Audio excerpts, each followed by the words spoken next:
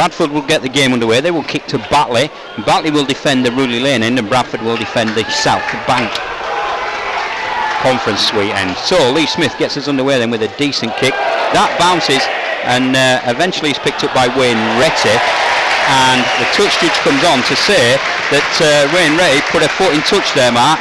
I think Jeff Tubular said, look, let's try and put a lot of pressure on the first 10 minutes.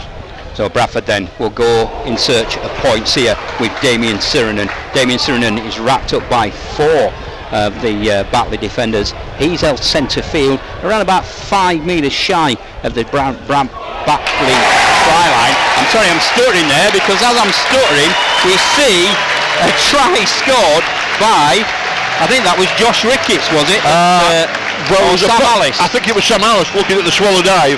We saw the Dominic Brambani just let the ball bounce and get away from him.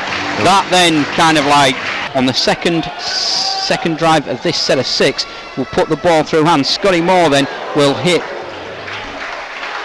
Brandon Wilkinson. Brandon Wilkinson is eventually wrapped up, but will Liam Kirk crash over? The Bulls players say yes, and the referee points to the spot. So again, Bradford then working it well, and he's only a young lad, so yes, he's got plenty of time to improve his skill. But he does manage to kick that one then 25 metres shy, well 15 metres shy, sorry, of the Bradford try line.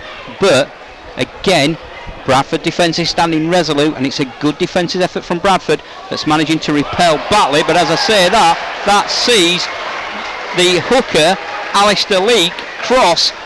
In what you're saying, if you roll the clock back, then no, Bradford wouldn't be. But if you look at this, I'm lived in yesteryear, I am living in yesteryear. If you look at this Batley team today, and you look at the pack that they've got, their pack is a little bit more robust. It's played together for the last 2 or 3 seasons. As we see, Batley That's exactly through right. Jason Crooks. Straightforward kick for Pat Walker, so he should be able to kick this one, which he does.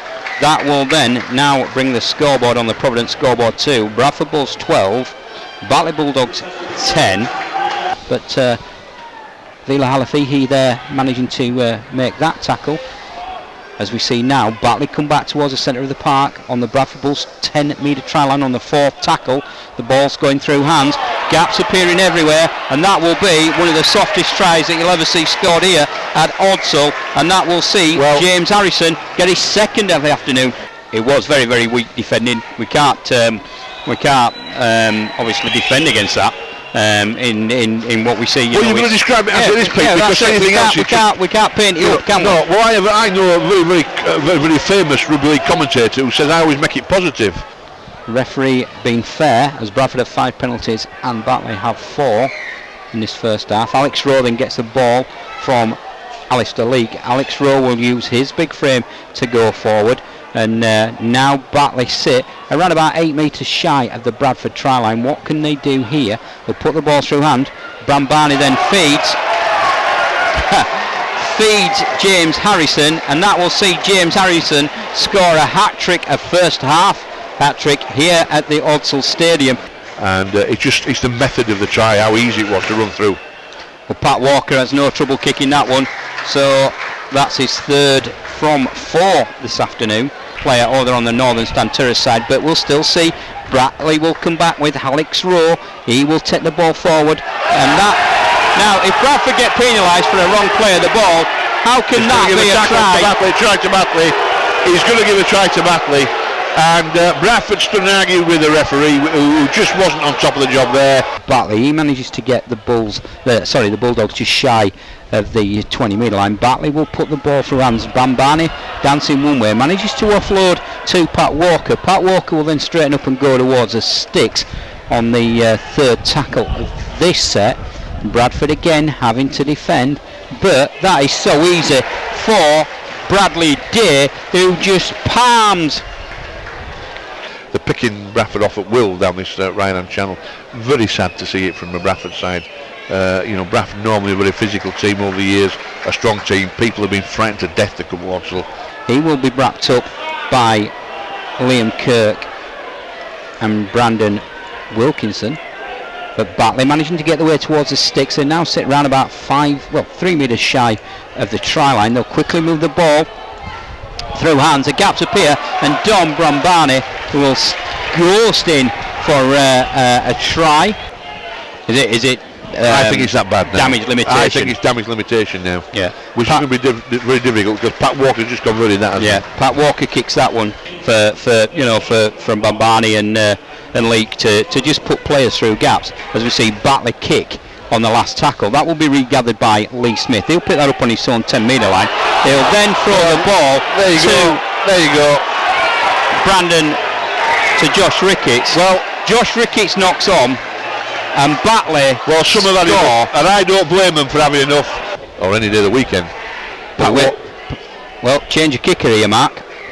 Yep. And managing to get Bradford on the front foot here.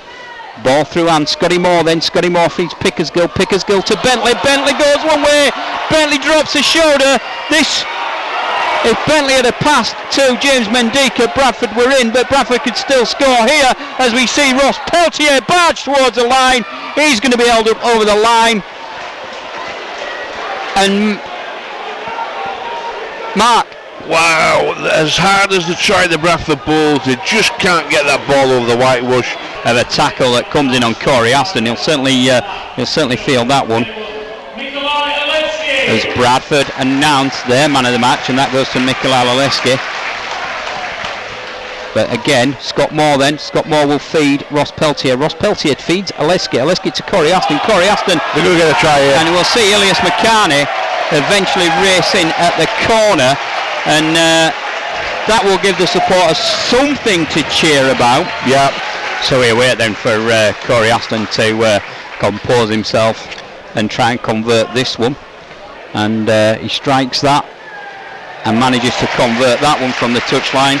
The commentary's been, or how ineffective it's been. Well, we can only say what we've seen, and what we've seen today is a capitulation of a Bradford team that started so well and then had a player, one of the best players that Bradford have signed as a final goal in Damien Sirenen, go off injured.